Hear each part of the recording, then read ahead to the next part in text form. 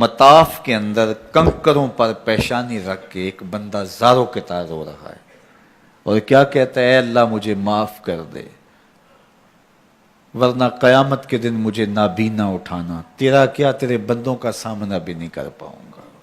اتنے درد سے روتا ہے کہ چلنے والوں کے قدم رکتے ہیں۔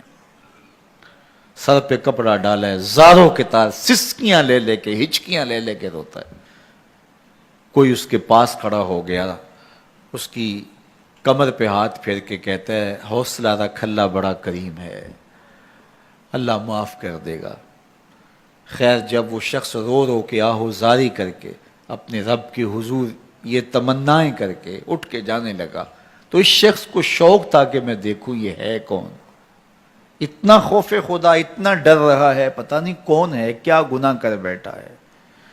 لیکن جب اس صاحب نے سر اٹھایا تو اس کی چیخ نکل گئی، فائزہ ہوا شیخ عبد القادر جیلانی۔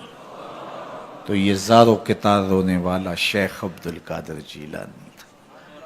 ساری زندگی خدمت خلق میں بسر ہوئی، اللہ کے حکام بجا لاتے ہوئے، لیکن خوف خدا، خشیت الہی کا عالم یہ۔ حضرت جنید بغدادی کے پیر ہیں حضرت سری سکتی رضی اللہ تعالیٰ عنہ، رشتے میں ماموں بھی لگتے ہیں۔ تو حضرت جنید بغدادی کو حضرت سری سکتی رضی اللہ تعالیٰ عنہ نے ایک دن وصیت کی۔ حضرت جنید کہتے ہیں میرے پاؤں تلے سے زمین سرکنے لگی، فرمانے لگے بیٹا جب میں مر جاؤں تو میری قبر بغداد سے باہر بنانا۔ میں نے پوچھا حضرت کیوں؟ لوگ تو بغداد میں دفن ہونے کو ترستے ہیں۔ کہا میری بداعمالیوں کی وجہ سے بغداد کی مٹی میری لاش قبول کرنے سے انکار نہ کر دے۔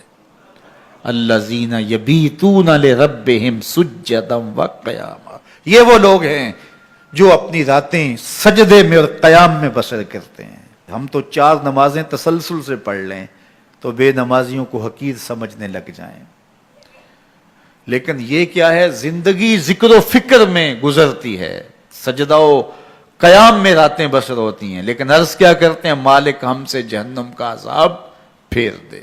آؤ میں اور آپ اپنے گریبان میں جھانکیں، اپنے من میں اتریں، اللہ نے ہمیں کتنی نعمتیں عطا کی ہیں، کیا کچھ نہیں عطا کیا۔ ہماری راتیں کیا قیام اور سجدوں میں بسر ہوتی ہیں، ہماری 5 نمازیں بھی پوری ہیں۔ اگر ہماری 5 نمازیں بھی پوری نہیں اور سجدہ و قیام بھی ہمیں نصیب نہیں ہے تو پھر افسوس ہے ہمارے جینے پر۔